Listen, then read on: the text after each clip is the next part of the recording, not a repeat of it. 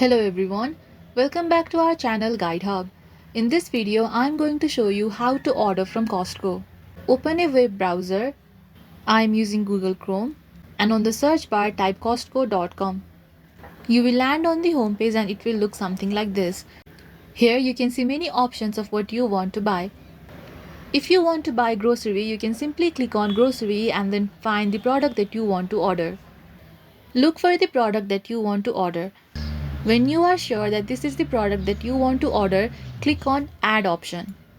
Other than browsing through categories, you can also directly search for the product that you want. If you look at the top of the screen, you can see a search bar. Click on it and then type the product that you want. I'm going to search for watches. Type the product that you want and then hit search. So again, when you find the product that you want to buy, click on Add.